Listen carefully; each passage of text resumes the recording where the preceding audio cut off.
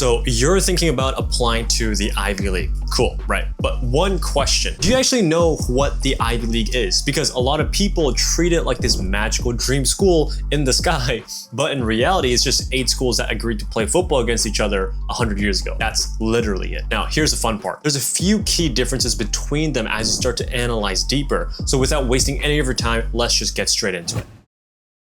First up, Harvard, founded in 1636, oldest college in the US, basically invented the concept of flexing academically. What's it famous for? Being Harvard. Presidents, billionaires, Nobel Prizes, you name it. If prestige were a school, this would be it. A quick fun fact is that Harvard has the largest academic library in the world, over 20 million books, and somehow you still end up paying $200 for a course PDF. Now the question is, what kind of student gets in? There's no exact mold exactly. You'll find the nonprofit founder, the slam poet, the quantum physicist, all walking to class together. But here's what they do tend to have in common. First, they're doing something real, something that actually has weight to it and is personal to their story, something they've been building, not just checking off for the sake of just doing things. Harvard is looking for the undeniable. Yale, founded in 1701, third oldest college in the US, famous for its strength in humanities, drama, music, and giving off very, I wrote a short story that changed my life type of energy. What's it known for? Producing US presidents, Supreme Court justices, Pulitzer Prize winners, and somehow making an a cappella seem kind of elite. Fun fact, Yale is home to Skull and Bones, one of the most secretive societies in the world. No one knows exactly what happens inside, it's more just like a connection to build within that community, but no one knows who's actually in it each year. But former members are George H.W. Bush, George W. Bush, John Kerry, and some of the most powerful people in American politics, all former Bonesmen. So the whole Yale Shapes Leaders thing, it's not just the marketing, there's actual evidence behind it. So the question is, what kind of student gets in? Yale doesn't need you to have a Nobel Prize. That's not what they're really looking for. That would be great, but that's not what they're looking for. It's that your essays better have soul. They're looking for insight, maturity, and thoughtfulness in what you do. Not just what you've done, but how you think. If you're the kind of person who journals about your passions unprompted and your teachers say things like quiet but deep thinker, Yale will be listening. Princeton, founded in 1746, and honestly, if you were designing the perfect elite college campus for a movie, it'd probably look like Princeton. Stone buildings, sprawling lawns, it's giving Hogwarts, but it's in New Jersey. So what's it famous for? Insanely strong undergraduate focus, powerhouse of a STEM and humanities programs, and producing more Nobel Prize winners than you'd think for a town with like one bagel shop. Fun fact, Albert Einstein lived in Princeton and worked at the Institute for Advanced Study. And no, he didn't teach the undergrads themselves, but yes, he literally walked around campus and annoyed people by never wearing socks. But the question is, what kind of student gets in at Princeton? They are looking for scholars, not resume builders, not clout chasers. They care about pure academic curiosity, especially in writing and research. Also, they're obsessed with independent work. All students except the computer science majors are required to write a senior thesis to graduate. And even then, most of the CS kids end up writing one anyway. So if you're the kind of student that actually likes writing 30-page papers and low-key starts arguments in English class for fun, Princeton might be calling your name. Columbia, founded in 1754, originally called King's College because nothing says casual university like being literally named after British royalty. It's smack in the middle of New York City, not like near the city, it's like in the city. And you're basically doing homework while a guy in a Spider-Man suit plays the saxophone outside your window. What's it famous for? The core curriculum, which means that no matter what you major in, econ, bio, film studies, whatever it is, you'll be reading Plato, Aristotle, and probably crying over a 10-page paper on Nietzsche at some point. Fun fact, Columbia has had more Nobel Prize winners affiliated with it than any other US university. And also, yes, Spider-Man canonically went here. Peter Parker was a science student at Columbia, so if you also like science and fighting crime, maybe it's tradition here. So the question is, what kind of student gets in here? Columbia is pretty damn intense, like grind set, caffeinated, read 3 books a week for fun type of intense. They're looking for students who are intellectually restless, people who like dense ideas, who thrive in fast-paced environments, and who can handle academic pressure without panicking.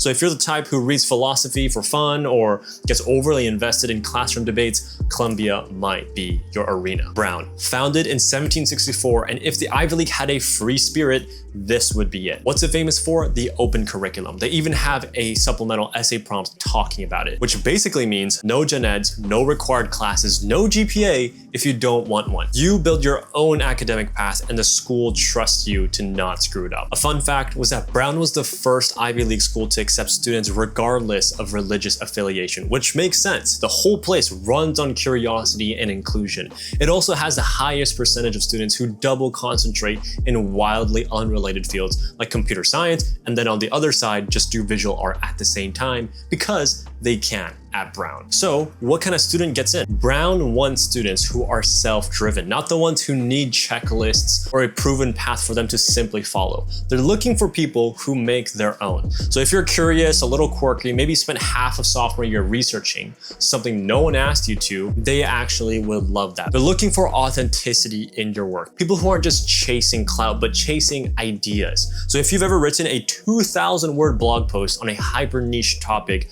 no one else really cared about, but you loved it yourself, you might be Brown's type. Dartmouth, founded in 1769 and originally created to educate Native American youth, which, yeah, it's a complicated legacy they still reckon with today. But what's it famous for? Being the smallest Ivy, having a super tight-knit community, and yes, being in the literal woods of New Hampshire. Fun fact, Dr. Seuss went here. His real name is Theodore Geisel, not sure how to pronounce that, but he got kicked off the school paper, kept writing under the name Seuss, and that's why he's called Dr. Seuss to this day. So what kind of students gets in? Dartmouth wants people who are genuinely collaborative, not the fake team player buzzword, but students who are the glue in a group. They like adventurous types, outdoorsy, intellectually curious, a little offbeat. Also, Dartmouth runs on the D plan, a flexible academic calendar that lets you study on and off throughout the year. So it's pretty damn unique. So you'll find that it rewards students who take initiative and like making their own schedules. So if you're the kind of student who loves deep conversations, doesn't mind a little snow, and low-key dreams of reading philosophy by a lake, you'd probably have a great time at Dartmouth. Cornell, founded in 1865 and the youngest Ivy by a solid 100 plus years, which kind of makes sense because Cornell has always done its own thing. What's it famous for? Having the broadest range of majors in the Ivy League, from hotel administration to engineering to agriculture, and being the only Ivy that's also a land-grant university, meaning it has actual farms and a vet school. Quick fun fact, Cornell owns and operates an actual hotel on campus, where students in the hotel school manage real guests, real room, and real stress. So what kind of student gets in at Cornell? Cornell doesn't expect you to be a perfect student. Of course, they want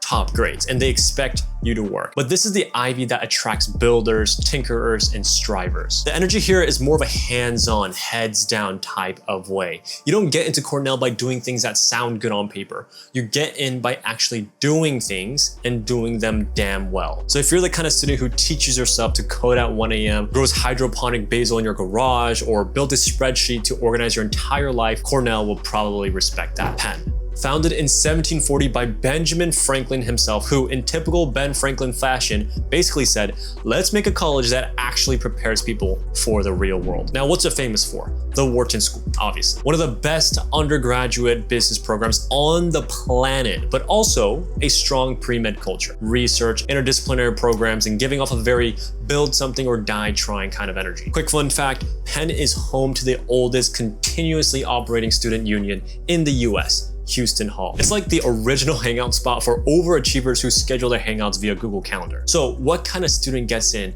to a school like UPenn? They love students who move fast, think big, and do the thing. Whether it's a startup, a community initiative, a research project, they want people who make things happen and put it into practice. And more importantly, the direction, intent, and execution behind all the things that you do. Because if you're the type who already organized a team, launched something, failed, and then tried again, and you're already thinking about how to scale it, that's the type of thing that UPenn is looking for. So now you've got a better idea of what all these Ivy League schools are all about. And if you're thinking, cool, I want to apply to at least one of them or a few of them, you're probably also wondering how to actually stand out. That's where Inspire Consulting comes in. And here's the honest truth. We're not the place to go to if you want fake guarantees. We're not going to tell you, hey, if you work with us, I'll 100% get you into Yale or Harvard. Because anyone who promises that to you is either lying to you or on your application, both of which we don't want anything to do with. But the thing that I can honestly guarantee for you is that you'll have a team that cares about your application like it's our own. Second, you'll get strategy, structure, and deep support,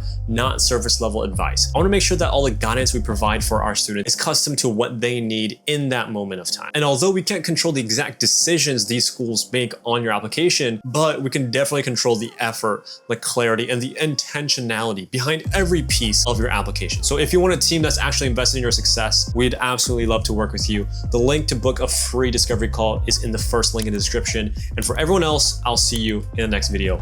Peace.